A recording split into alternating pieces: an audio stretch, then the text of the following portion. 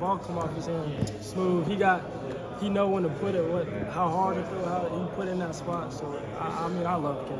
He's a vet, so he knows what he's doing. A lot of times with leaders, veterans like that when they're on the field or in command, everybody notices. Everybody, all right, I got to be a little sharper than maybe you would be with the freshman. Yeah, he's very vocal. He's not scared to tell you, you messed up here, or you gotta do better. Because I mean, he's also part of this the change in offense and everything, and he's expecting like higher things from everybody. So he's that leader that's going to step up, and he's a leader that you respect too. Like you come, and he tells you something, you go, yeah, okay, I got you, bro. I'm gonna listen to you. How has your confidence been in the last year? I mean, you got here a year ago, and probably your head was swimming, trying to figure out the routine at the weight room. I think it's a big difference from year 1 to year 2, because coming in, I'm trying to learn everything. Also with school, everything going on, I'm trying to balance I'm a grown up now. I'm not a high schooler, teen little kid. So I think my confidence has grown in that aspect of I know what to expect, what's going on, and yeah, it's grown in that way. So year 2, new offensive coordinator, as you mentioned. Now that you've had a few months with Tim Lester, what are some of the differences that you've seen in the way that he sort of runs the offense and sort of goes about that business?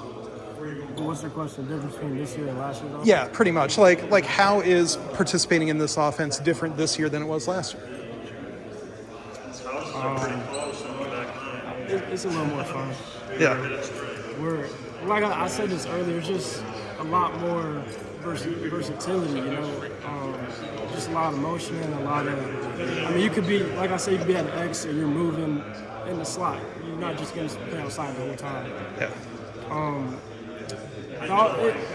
It also makes it, it's exciting to play. It's a lot more exciting to play. It's fun to watch. Yeah. It's not, I know we did struggle. I'm trying to. Yeah, I'm not asking you to talk down on him or anything. But, is his communication style a lot different, too? It's just a lot of the base stuff, the huddle and all that. It's similar. There's always, some tweaks to a new coach and all that, but I'm just going to say, it's real exciting. I love playing on this offense right now. It brought my confidence up. Yeah. I'm more excited. And so you can ask anybody. They're more excited too. So. Yeah. You bring Jacob into the mix. You've got a lot of guys that are going to compete for snaps at their receiver position. I guess, how do you look at a competition like that? How do you look at just, again, the opportunity, but also, having to probably beat guys out for the chance to play? Competition is great. You can never just flatline. You can never just settle.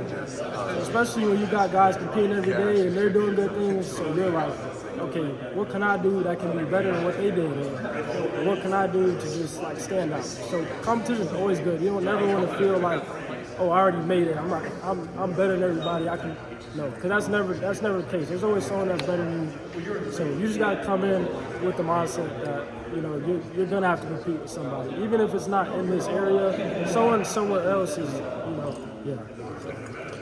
So heard your name come up a lot just from the coaches and the players as far as the spring that you had. How would you assess maybe just the overall offseason that you put together and how you're feeling right now?